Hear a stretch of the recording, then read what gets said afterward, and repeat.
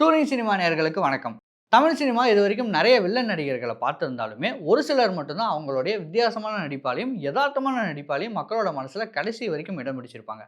அப்படி ஒருத்தரை பத்தி தான் இன்னைக்கு வீடியோல நம்ம பார்க்க போறோம். அந்த நபர் யார் அப்படின்னு கேட்டீங்கன்னா, நடிகர் அசோகன் அவர்கள். Welcome to biodata.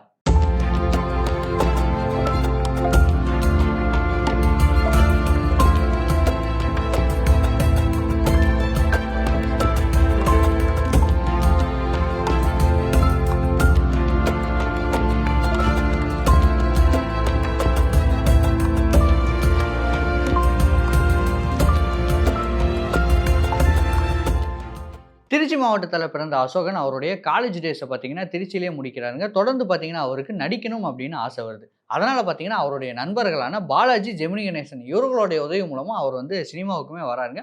தொடர்ந்து பார்த்தீங்கன்னா பல படங்கள்ல நடிக்க ட்ரை பண்ணிட்டு இருக்காரு. அப்படி பார்த்தீங்கன்னா அவருக்கு ஒரு படத்தில் நடிக்க வாய்ப்பு வருது. அது என்ன படம்னு கேட்டீங்கன்னா 1961 பி.ஆர். பந்துலு அவர்கள் இயக்கிய கப்பலோட்டிய தமிழன் அப்படிங்கிற படத்தில் நடிக்கிறதுக்கு வாய்ப்பு வருதுங்க.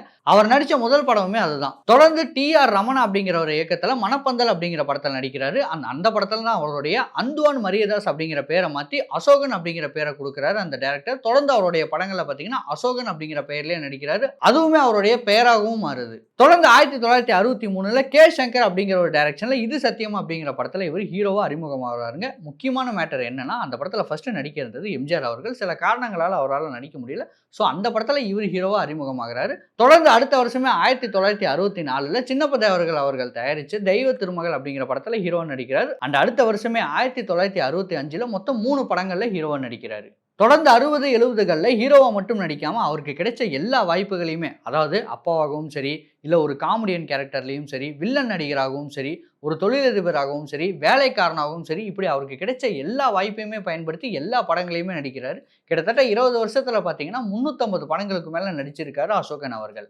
Modern theatres TR. சுந்தரம் அவர்கள் தயாரித்து இயக்கிய வல்லவனுக்கு வல்லவன் அப்படிங்கிற படத்தில் அசோகன் ஹீரோவாகவும் ஜெமினி கணேசன் வில்லனாகவும் நடிச்சிருந்தாங்க. இந்த காம்பினேஷனே பார்த்தீங்கன்னா அந்த சமயத்தில் ரொம்ப பெருசாக பேசப்பட்டது. இந்த படத்துக்கும் பார்த்தீங்கன்னா பெரிய வரவேற்பு கிடைச்சது. அசோகன் அவர்கள் அதிகமாக நடித்தது எம்ஜிஆர் கூட தாங்க. கிட்டத்தட்ட 88 படங்களில் எம்ஜிஆரும் இவரும் சேர்ந்து நடிச்சிருக்காங்க.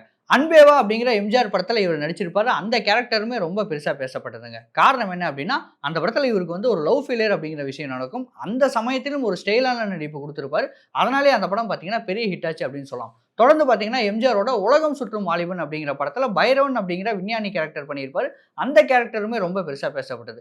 அசோகன் பார்த்தீங்கன்னா அவருடைய மகனான, அதாவது மூத்த மகனான அமுல்ராஜ் அவரோட பேரில் தான் ப்ரொடக்ஷன் ஸ்டார்ட் பண்ணி எம்ஜிஆர் படத்தை வந்து ப்ரொடியூஸ் பண்ணாருங்க. என்ன படம் அப்படின்னா நேற்று இன்று நாளை அப்படிங்கிற படத்தை ப்ரொடியூஸ் பண்ணாரு. அந்த படம் எவ்வளோ பெரிய ஹிட் ஆச்சு. அதாவது ஃபர்ஸ்ட் படம் ப்ரொடியூஸ் பண்ணும்போதே அவருக்கு வந்து பயங்கரமான ஒரு லாபம் கிடைச்சது அப்படின்னே சொல்லலாம். எம்ஜிஆர் வச்சு ஒரு படம் பண்ணோம்னா அந்த படம் எவ்வளோ வசூல் வந்து கிடைக்கும். கண்டிப்பாக அந்த மாதிரி இவருடைய ஃபர்ஸ்ட் படத்தையே இவருக்கு வந்து லாபம் தான் கிடைச்சது. ஒரு பக்கம் எம்ஜிஆர் நடிச்சிட்டு இருந்தாலுமே இன்னொரு பக்கம் சிவாஜியோட நடிப்புல போட்டி போட்டுட்டு இருந்தாருங்க அசோகன் அவர்கள். கர்ணன் அப்படிங்கிற படத்துல துரியோதனன் கேரக்டர்ல நடிச்சிருப்பாரு. அந்த கேரக்டர்ல பாத்தீங்கன்னா இலக்கிய தமிழ் வசனம் பேசி சிவாஜியோட நடிப்போடையே போட்டி போட்டிருப்பாரு நம்ம அசோகன் அவர்கள். அந்த ஒரு கேரக்டரும் சரி, அந்த ஒரு படமும் சரி எவ்வளவு பெரிய ஹிட் ஆச்சு அப்படிங்கிறது உலகத்துக்கே தெரியும். எம்ஜிஆருக்கு அப்புறமா அதிகமாக ஜெய்சங்கர் படங்கள்ல அசோகன் அவர்கள் அதிகமாகவே நடிச்சிருக்காருங்க. முக்கியமாக வில்லன் ரோல்ல அதிகமாக இவர் நடிச்சிருக்காரு. கர்ணன் அப்படிங்கிற டேரக்டர் ஜெய்சங்கரை வச்சு டைரக்ட் பண்ண பல கௌபாய் படங்கள்ல இவர் தான், அதாவது அசோகன் தான் மெயின் வில்லனாவே இருப்பாருங்க. அது மட்டும் இல்லாமல் ஜெய்சங்கர் அவர்கள் அறிமுகமான இரவும் பகலும் அப்படிங்கிற படத்துல ஒரு பாடலுமே பாடியிருப்பாரு அசோகன் அவர்கள். இந்த படத்தில் அசோகனுக்கும் ஜெய்சங்கருக்கும் ஏற்பட்ட நட்பு கிட்டத்தட்ட அசோகனுடைய இறுதி பயணம் வரைக்குமே வந்துச்சு அப்படின்னே சொல்லாங்க. முக்கியமாக ஏவிஎம், தேவர் பிலிம்ஸ் இவங்க ப்ரொடியூஸ் பண்ணுற படங்களில் ஏதாவது ஒரு சின்ன கேரக்டர்லையாவது அசோகன் அவர்கள் வந்து நடிச்சிருவாரு அப்படின்னே சொல்லலாம். அது மட்டும் இல்லாமல் நான் முன்னாடி சொன்னேன் இல்லையா, இவர் வந்து ஒரு பாட்டு பாடினாரு. அதாவது இரவும் பகலும் அப்படிங்கிற படத்தில் இவர் ஒரு பாடல் பாடினார்னு சொன்னேன் இல்லையா, அது என்ன பாடல் அப்படின்னு கேட்டிங்கன்னா, இறந்தவனை சுமந்தவனும் இறந்துட்டான் அப்படின்னு ஒரு பாடல் இருக்கு இல்லையா, கண்டிப்பாக நம்ம எல்லாருமே கேட்டிருப்போம். ஸோ அந்த பாடலை பாடினதே பார்த்தீங்கன்னா அசோகன் அவர்கள் தான்.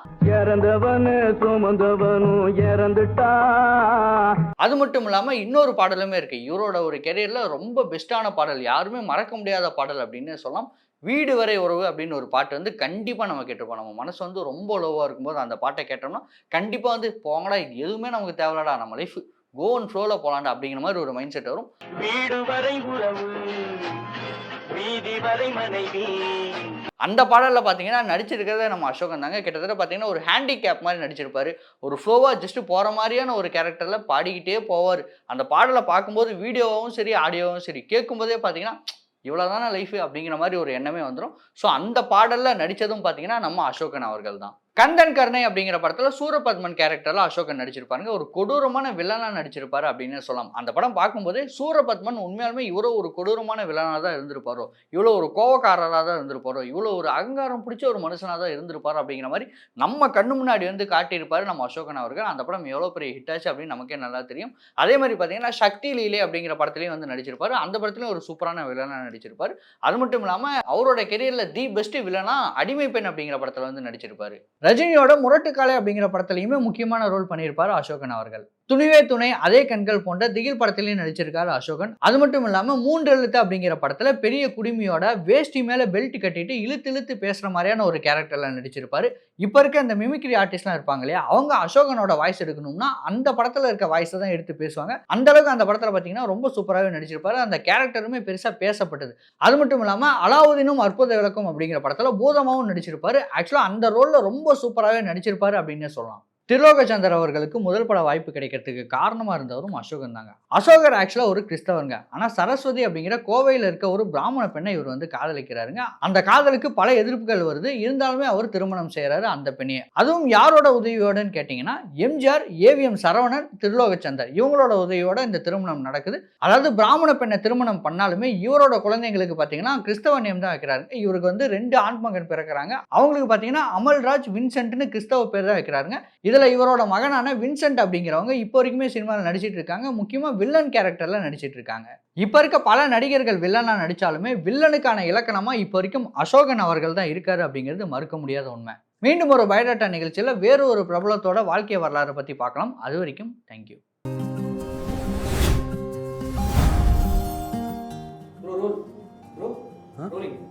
ரோலா இன்ட்ரெஸ்டிங்காக படிச்சுட்டு இருந்தேன்.